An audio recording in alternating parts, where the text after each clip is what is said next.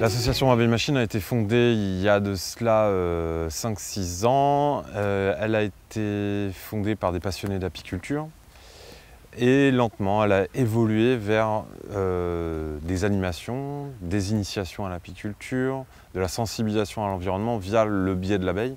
Elles sont perçues dans le milieu urbain comme étant d'abord des insectes, c'est-à-dire qu'elles sont liées à un espèce d'imaginaire phobique extraordinaire. La plupart des gens ont peur des insectes. Hein, j'ai coutume de dire que ceux qui s'intéressent aux insectes, ce sont soit des passionnés, du style entomologiste, même amateurs, et puis les autres, c'est les fabricants d'insecticides. Entre les deux, il n'y a personne. Entre les deux, il y a une immense masse de gens qui ignorent ce que sont réellement les insectes et qui en ont peur, une peur complètement irraisonnée. Alors on fait plusieurs formations, mais la principale, hein, c'est une formation qui est l'initiation à l'apiculture. Ça se passe sur un week-end entier, samedi, dimanche. Et on est, les gens qui viennent sont là pour soit aller plus loin dans leur exercice d'apiculture, soit en parfait débutant. Ça peut être aussi un cadeau. Il y en a eu déjà des gens qui sont venus, ils ne savaient même pas pourquoi ils étaient là, mais ils venaient parce qu'on leur avait offert le cadeau du stage. Ça se passe donc sur 2 jours et on a donc les bases. À la sortie de ce stage, on a des bases solides pour pouvoir exercer de l'apiculture. Sachant que l'apiculture, de toute façon, on est sans cesse en train de se documenter ou de se renseigner dessus pour faire évoluer sa pratique sans arrêt. Donc on a ces petites... c'est une pièce qu'on appelle le couvre-cadre. Toujours avec ces tasseaux qui sont sur les côtés et qui sont surmontés en fait, qui vont être dans ce sens-là. On réserve le moins de place possible aux abeilles. Hein. On va mettre le truc le plus plat, presque sur nos abeilles, avec un léger écart pour que quand même elles puissent passer sans être écrasées. Voilà. Mais vraiment une dimension d'abeille. La relation des adhérents avec les abeilles, tout d'abord, c'est de la fascination, hein, comme pour beaucoup avec les abeilles. Une espèce de... Oui, c'est ça, une espèce de fascination.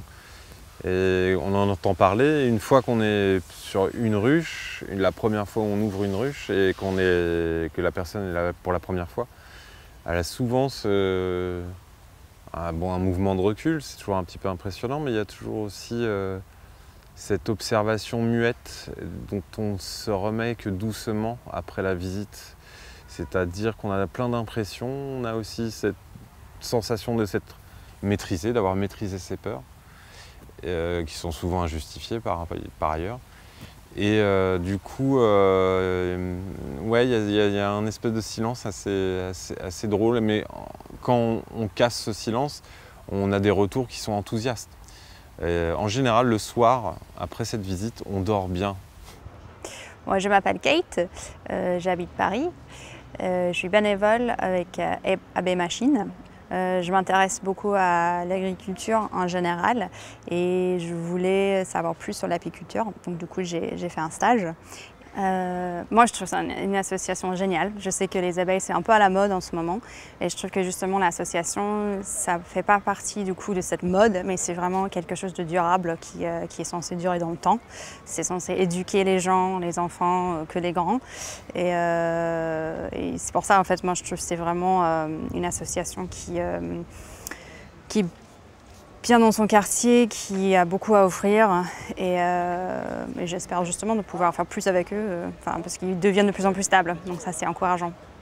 Je m'appelle Paolo, je suis d'origine italienne. Voilà. Qu'est-ce qui m'amène ici? C'est un cadeau de ma femme, un cadeau d'anniversaire, et ce cadeau a été fait parce qu'elle sait que j'adore l'univers des abeilles. J'aimerais beaucoup aussi éduquer mes enfants. J'ai des enfants en bas âge. Je trouve que le monde des abeilles est tellement intéressant, tellement riche et qu'on a tellement à apprendre de ces petits insectes que je trouve que j'aimerais bien pouvoir avoir une ruche et que mes enfants puissent voir ça de plus près.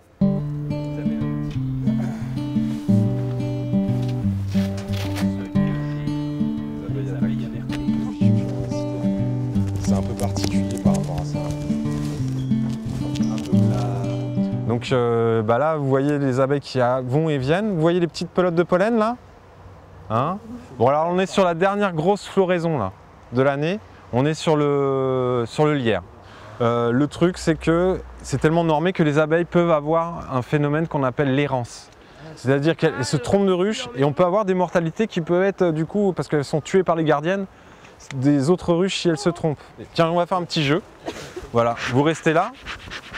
On va faire un petit jeu marrant là. On va changer l'environnement de la ruche, d'accord? Alors là, je suis... Ça s'agite vachement là. Ouais, parce que déjà, vous êtes sur le trajet des ruches, des abeilles. Elles ont des couloirs de vol. Hein, on est au centre des tours, mais on va estimer que pour prendre ces tours, elles ne vont pas les surplomber pour aller sur les ressources. Donc elles vont passer là, elles vont passer là, elles vont passer par ici et là. Du coup, je suis en train de changer l'environnement immédiat de la ruche, d'accord? Tous les éléments qu'il y a autour de la ruche sont des éléments de repère pour les abeilles. Par exemple, les arbres, les arbustes, les couleurs des ruches, etc. sont des éléments visuels sur lesquels elles vont se repérer. Elle voit toutes les couleurs? Elle voit certaines couleurs, elle ne voit pas le rouge. Le rouge, c'est noir pour elle. Peut-être qu'elle-même, elle ne perçoit même pas que je suis un être vivant, je suis grand, mais c'est tout ce qu'elle peut concevoir pour l'instant. Je n'ai pas fait de gestes d'agression vis-à-vis de la ruche, elles n'ont pas de raison d'être agressives. Alors je vais faire un pas de côté, puis vous allez voir le flot d'abeilles qui était à l'extérieur et qui, tout du long de ma diatribe, qui sont restés à l'extérieur. Ça veut dire qu'en 5 minutes, c'est le flot d'abeilles qui voilà. Alors je vais faire un petit pas de côté, tranquillement, et puis on va voir. Bon, on a une belle activité aujourd'hui, c'est chouette, on a des belles journées. Donc je m'appelle Nadia et je suis salariée de la Bay Machine depuis mars 2014. À l'heure actuelle, la Bay Machine embauche 3 personnes. Et Cédric, l'apiculteur responsable des projets, et c'est le fondateur de l'association aussi.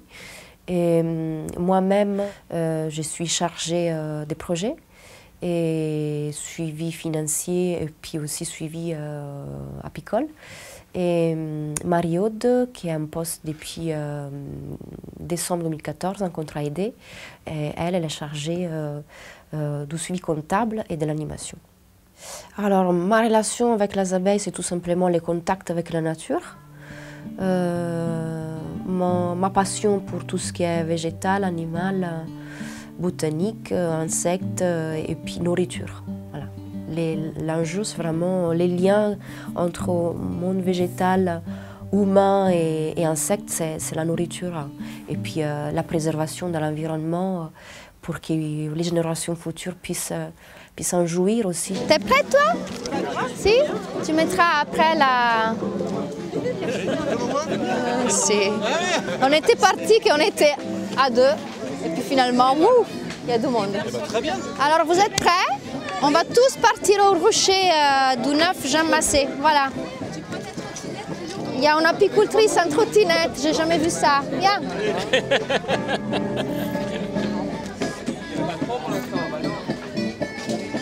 Alors, Jean Massé, c'est ici, c'est au pied de cet immeuble. Donc, c'est un nouveau rocher qu'on a installé cette année en partenariat avec Paris Habitat, le bailleur social qui gère pas mal de logements HLM dans le quartier et avec lesquels on a fait un partenariat pour installer des ruches sur l'immeuble et faire des animations avec les habitants.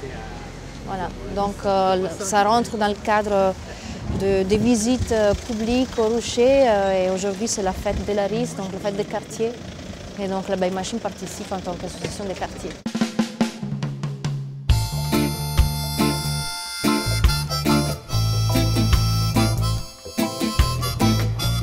Ça va? Ton cheveu est resté collé dedans? Je vais l'ouvrir. Comment tu t'appelles? Louane. Tu es toute belle comme ça, on dirait que tu vas sur la lune. On se rapproche doucement, doucement. Voilà. Écoutez-moi, dedans il y a 10 cadres. Donc dans chaque cadre, de part et d'autre, il y a les abeilles qui mettent le miel dans les cellules ou alors les œufs qui deviendront larves, qui deviendront des abeilles. Donc la reine pourrait se trouver sur une de ces 10. Et est-ce qu'il y a le roi des abeilles? Non, il n'y a pas. C'est une société des femmes, les ruches, les abeilles. Et puis c'est la maman, alors c'est la maman de tous les abeilles. Moi, je suis avec Abeille Machine depuis plusieurs années, 3 ans maintenant. Et je fais partie d'une autre association qui plante un verger le long des voies de chemin de fer Nogent-le-Péreux. Et vraiment par hasard, j'ai rencontré le président qui m'a dit qu'il y avait des ruches dans le verger. Ça m'intéressait, je suis allé une fois avec lui et voilà, je n'ai pas été piqué par les abeilles, mais le virus m'a pris et j'ai trouvé ça très intéressant puisque c'est un monde qui est fascinant.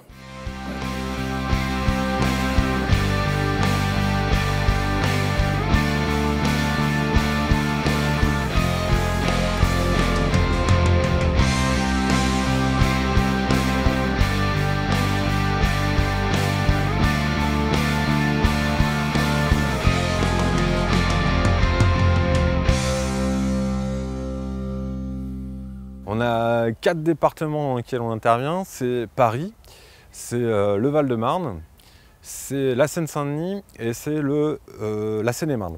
Le concept en tous les cas, d'Abeille Machine est une superbe idée à laquelle moi j'adhère complètement et que chacun peut y trouver un petit peu ce qu'il veut dans la mesure où il y a un grand espace de liberté à l'intérieur d'Abeille Machine. Tout ce que l'on réussit à faire avec les abeilles, en ce qui concerne l'apiculture, j'ai toujours tendance à dire que l'apiculture, c'est de maîtriser le déséquilibre que vous faites naître dans la ruche.